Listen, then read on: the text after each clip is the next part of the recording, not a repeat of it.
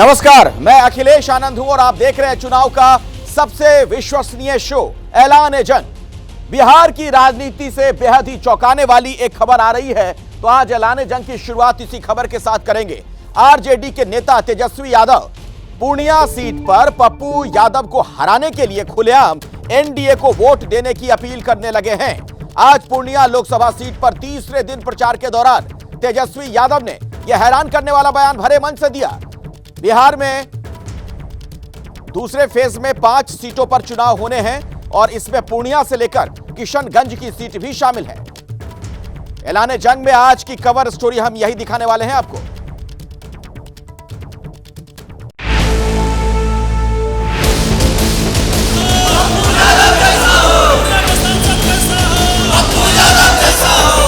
दूसरे चरण के चुनाव में बिहार की जिन 5 सीटों पर वोटिंग है उनमें सबसे हॉट सीट है पूर्णिया की। पप्पू यादव निर्दलीय मैदान में जमे हुए हैं, जिस वजह से पूर्णिया सीट पर त्रिकोणीय मुकाबला हो गया है। जेडीयू से मौजूदा सांसद संतोष कुशवाहा उम्मीदवार हैं, तो वहीं आरजेडी ने बीमा भारती को उम्मीदवार बनाया है। पप्पू यादव टिकट कांग्रेस से चाहते थे, लेकिन यह सीट आरजेडी को चली गई। अलबत्ता अब वह निर्दलीय चुनाव लड़ रहे हैं। तेजस्वी यादव लगातार अपने उम्मीदवार को जिताने के लिए पूर्णिया का दौरा कर रहे हैं। चुनाव तो दूसरे फेज में 5 सीटों पर है, लेकिन तेजस्वी यादव का फोकस सिर्फ और सिर्फ पूर्णिया सीट पर है। लग ऐसा रहा है मानो बीमा भारती को जिताने नहीं, पप्पू यादव को हराने के लिए ही तेजस्वी ताकत लगा रहे हैं। किसी के धोखे में नहीं आना। ये कोई एक व्यक्ति का चुनाव नहीं है, ये 2 धारा, या तो एनडीए या तो इंडिया, या तो एनडीए या तो इंडिया की लड़ाई है। या तो आप इंडिया को चुनो, और इंडिया को अगर नहीं चुनते हो बीमा भारती को, तो आप एनडीए को चुन रहे हो। साफ बात।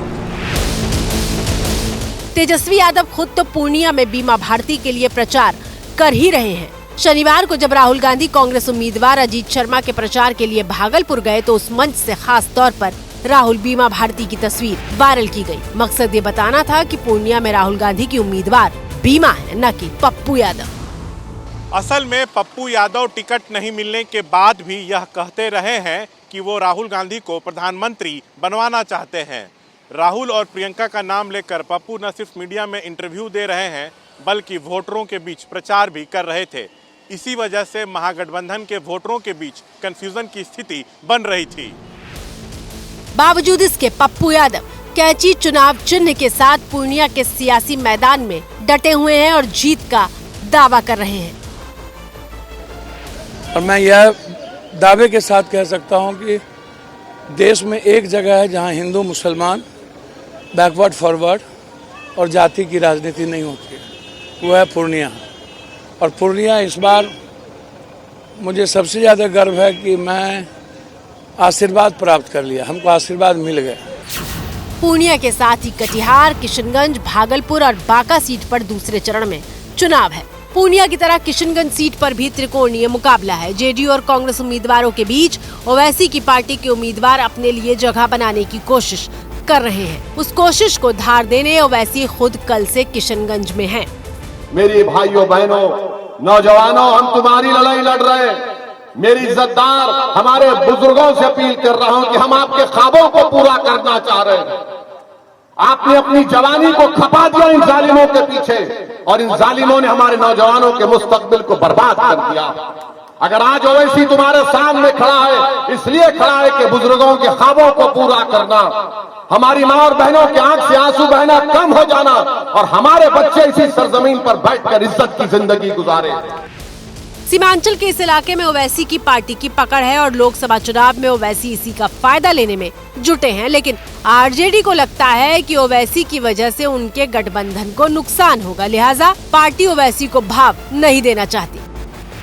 देखिए, ओवैसी जी को तो यहाँ कोई जानता भी नहीं है, और बिहार के लोग पूरे तरीके से मन बना चुके हैं कि इस बार महागठबंधन के साथ है। और ओवैसी जी अगर बाराती बनना चाहते हैं तो उनका भी स्वागत है, आए और बाराती बन करके बारात में शामिल हों।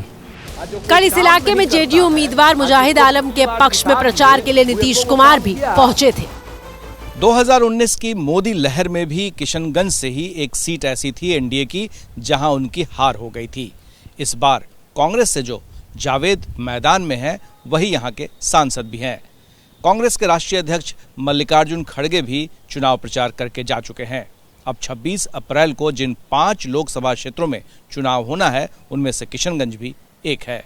दिल्ली में कांग्रेस 3 सीटों पर चुनाव लड़ रही है और उम्मीदवारी के ऐलान के बाद से ही कांग्रेस के अंदर खटपट की चर्चा हो रही है।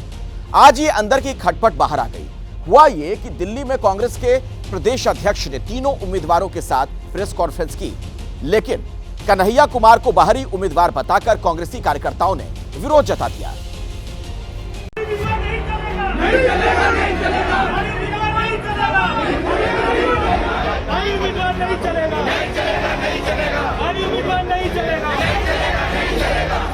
हंगामा, बवाल और सवाल।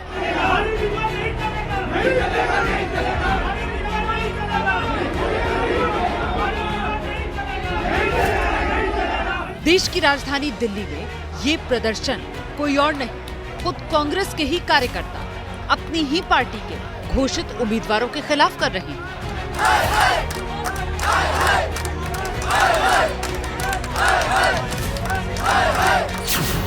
दिल्ली में कांग्रेस ने चांदनी चौक से जेपी अग्रवाल, उत्तर पूर्वी दिल्ली से कन्हैया कुमार और उत्तर पश्चिमी दिल्ली से उदित राज को उम्मीदवार बनाया।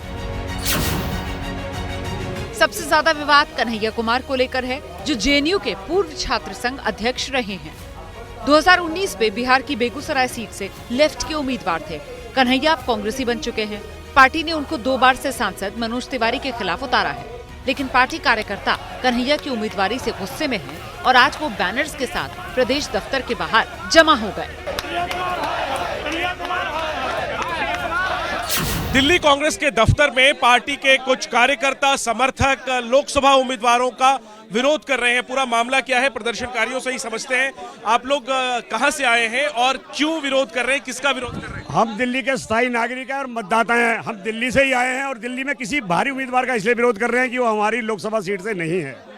कौन कौन बाहरी? उदित राज भी बाहर से है और कन्हैया कुमार भी बाहर से है। हाँ, दोनों ही बाहर के उम्मीदवार हैं। आप लोग कांग्रेस कार्यकर्ता हैं? हाँ, कांग्रेस किस पद पर हैं? हम ब्लॉक कांग्रेस कमेटी के प्रेसिडेंट हैं। कहाँ के? Mangolpuri block Congress committee.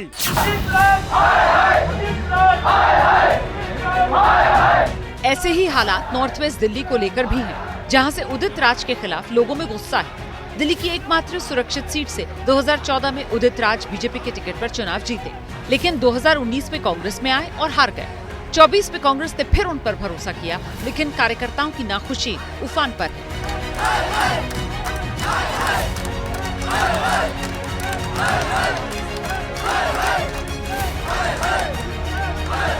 उदित राज जी बार-बार एक ही बात बोलते कि मैं भी इसी क्षेत्र से हूं।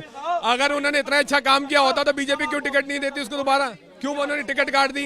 ये तो क्या हुआ? आपकी पार्टी ने तो टिकट का ऐलान कर दिया है। अब आप लोग क्या मांग कर रहे हैं? हम ये मांग कर रहे हैं कि भारी उम्मीदवार को बाहर किया जाए, हमें स्थानीय नेता दिया जाए, स्थानीय उम्मीदवार दिया जाए, ताकि जिसके साथ हम लग के ये सीट जीत कर राहुल गांधी जी की झोली में डाल सके।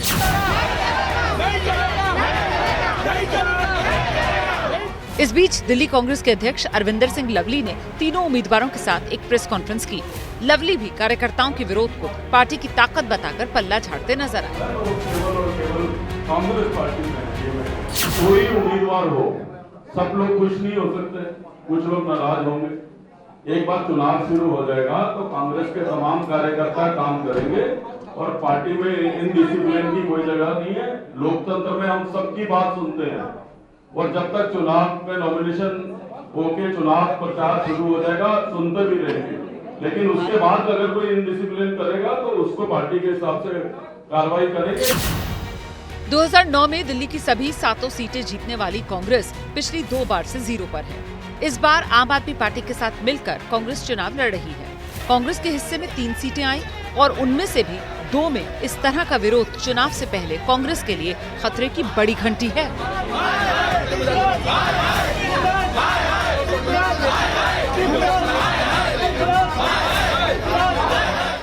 दूसरे चरण के चुनाव से पहले प्रचार में हिंदू मुसलमान का शोर सुनाई देने लगा है।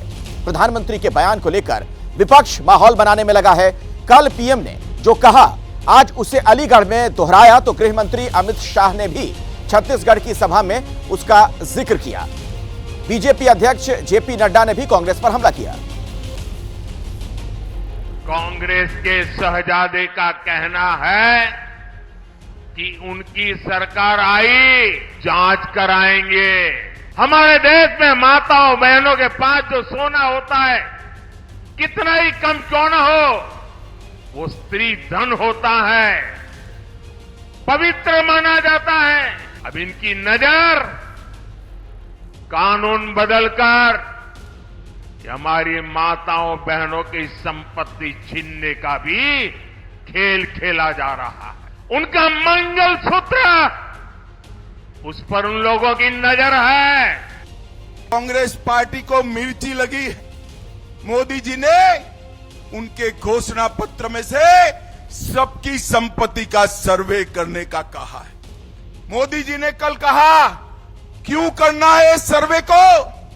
कांग्रेस पार्टी पूरी नरेंद्र मोदी पर सवाल उठा रही है। मैं आज कांग्रेस पार्टी को पूछना चाहता हूं, आपके घोषणा पत्र में सर्वे की बात है या नहीं है?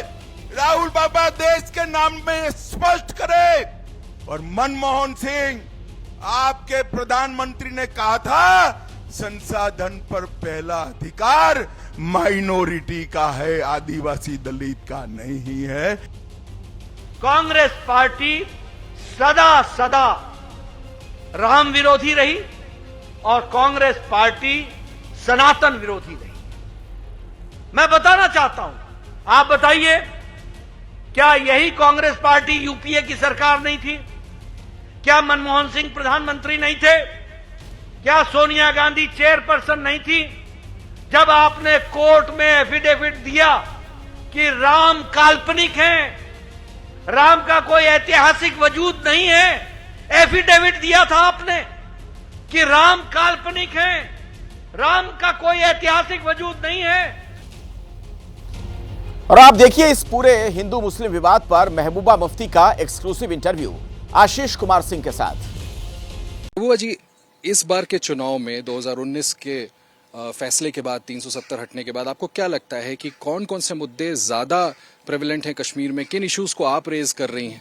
नहीं, देखिए 2019 के बाद जम्मू कश्मीर में अंदर से, जो बाहर से तो आपको नहीं लगता, जो टूरिस्ट आता है वो सेल्फी खींचता है चला जाता है, उसको लगता है सब ठीक ठाक है, पर अंदर से लोगों में घुटन है। अंदर से लोगों को लगता है कि उनका सब कुछ छीन लिया गया है, पर कोई बात नहीं करेगा, आपसे बात नहीं करेगा, किसी से बात नहीं करेगा। पर लोगों को ये एहसास जरूर है कि हमारे साथ बहुत बड़ी वादा खिलाफी हुई, वादे सारे तोड़ दिए गए, जो हमारा संविधान है उसको अलग रखा गया, उसकी कदर नहीं की गई, कानून की कदर नहीं की गई। तो वो लोगों को वो बात चुभती है और उनको लगता है कि जो 2019 में हुआ उसके बाद रोज कोई ना कोई फरमान आता है दिल्ली से, जिससे जम्मू कश्मीर के लोगों को एहसास बढ़ता जाता है कि ये हमारी जमीन हमसे छीनना चाहते हैं, उनको हमारी जरूरत नहीं है, तो इसलिए दिल दुखता है। 2014 में जब मैंडेट आया था तो मुफ्ती साहब का एक फैसला था बीजेपी के साथ हाथ मिलाना, जिसको मैंडेट को आधार बनाया गया था कि जम्मू का मैंडेट बीजेपी को मिला है, कश्मीर का पीडीपी को मिला है। आज 10 साल के बाद क्या आपको कहीं लगता है कि वो फैसला सही नहीं था और उसका पॉलिटिकल तौर पर नुकसान आपकी पार्टी को ज्यादा उठाना पड़ रहा है अभी भी? तो मुफ्ती साहब ने सोचा कि जो नई सरकार बीजेपी की बनी है, ये बड़े देशभक्त लोग हैं, शायद ये जम्मू कश्मीर का जो हित है वो देश का हित है, क्योंकि जम्मू कश्मीर को कहते हैं मुल्क का ताज है।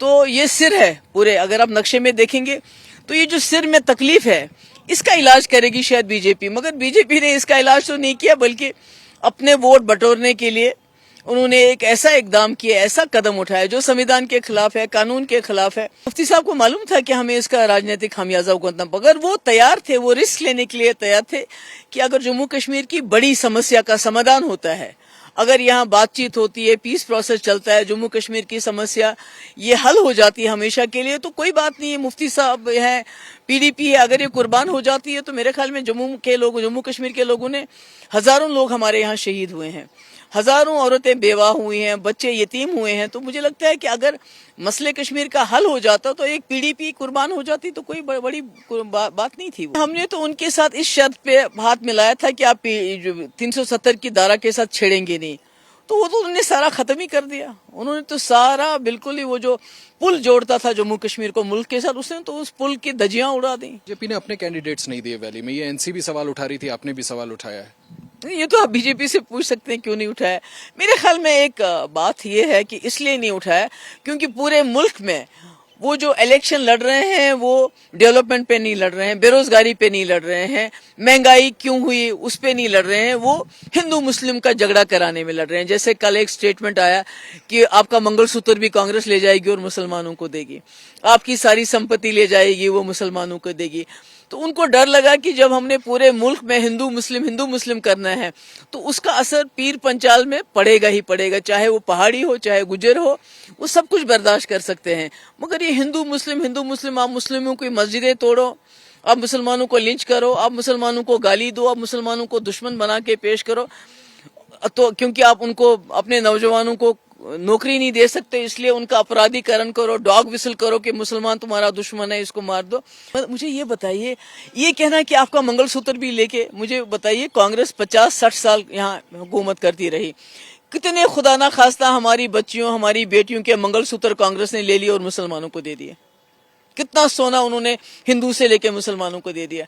तो मुझे लगता है कहीं ना कहीं ये इस वक्त एनडीए बीजेपी की फ्रस्ट्रेशन है, वो देख रहे हैं कि जो इंडिया का ब्लॉक है वो आगे चल रहा है। महबूबा जी, अभी आपने प्रधानमंत्री के बयान का हवाला दिया, मैंने 2 रोज पहले मेरे ख्याल है होम मिनिस्टर ने एक स्टेटमेंट दिया था जिसमें उन्होंने आपके और राहुल जी के बारे में जिक्र किया। उन्होंने कहा जब 370 पर फैसला हुआ था तो आप लोग कहा करते थे कि बहुत उथल पुथल होगी, कोई नहीं होगा जो झंडा उठाएगा, लेकिन अब किसी की हिम्मत नहीं है एक पत्थर तक मार सकता। वही तो मैं कह रही हूँ कि जब आप किसी जगह को ओपन एयर प्रिजन बनाओ, खुली जेल बनाओ, तो वहां कब्रिस्तान की खामोशी होती है। तो कब्रिस्तान की खामोशी को अगर आप अमन समझे, उससे बड़ी मूर्खता तो कोई नहीं हो सकती है।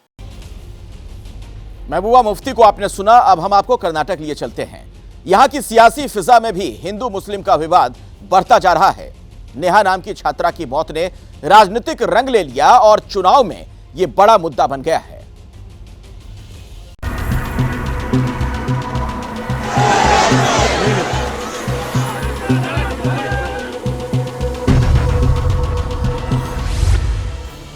हुबली में नेहा की हत्या पर सियासी बवाल थमने का नाम नहीं ले रहा। कांग्रेस पार्षद की बेटी नेहा की कॉलेज परिसर में फैयाज ने चाकू मारकर हत्या कर दी थी। बीजेपी के राष्ट्रीय अध्यक्ष जेपी नड्डा ने भी मृतक नेहा के घर जाकर उनके परिजनों से मुलाकात की। नड्डा की नेहा के परिजनों से मुलाकात की तस्वीरें आपको दिखाएंगे, लेकिन उससे पहले देखिए बीजेपी के छात्र विंग एबीवीपी का प्रदर्शन जो हुगली की सड़कों पर लगातार जारी है। बीजेपी इस मुद्दे को लव जिहाद का मामला बता रही है। बीजेपी के कार्यकर्ता पूरे कर्नाटक में विरोध प्रदर्शन कर रहे हैं और नेहा को इंसाफ दिलाने की मांग कर रहे हैं। नेहा का मर्डर इस वक्त कर्नाटक में सबसे बड़ा चुनावी मुद्दा बन गया है और बीजेपी के जबरदस्त प्रदर्शन से सरकार चला रही कांग्रेस बैकफुट पर है। बीजेपी नेहा के मुद्दे पर कितनी आक्रामक है इसका अंदाजा आप इसी से लगा सकते हैं कि बीजेपी के राष्ट्रीय अध्यक्ष जेपी नड्डा ने भी नेहा के घर हुबली पहुंचकर परिजनों से मुलाकात की। नड्डा ने कर्नाटक सरकार पर सवाल उठाए और सीबीआई जांच की मांग की। यह दिल दहला देने वाली घटना है और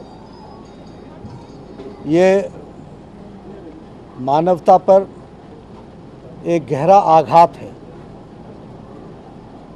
भारतीय जनता पार्टी समस्त परिवार इस घटना की घोर निंदा करता है और इनके पिताजी ने भी डिमांड की है कि सीबीआई को देना चाहिए। उनको भी स्टेट पुलिस पर भरोसा कम है, इसलिए इसको सख्ती से और गहराई से देखना चाहिए। इस मुद्दे पर घिरती दिख रही कांग्रेस सियासत ना करने की बात कर रही है। I'll talk to CM. If necessary there, our CM will order for CBI inquiry also. No problem. BJP people come and politicalize this is not good. Because election is going on in this time, they should not bring politics.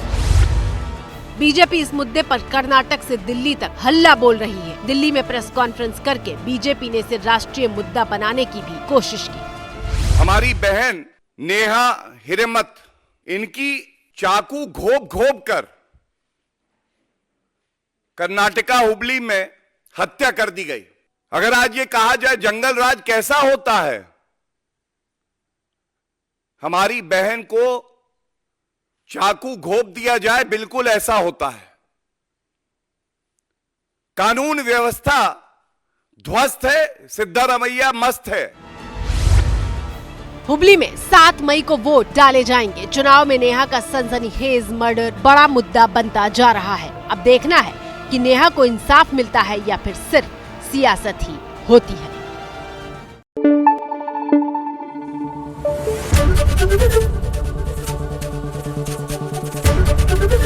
ABP news आपको रखे आगे।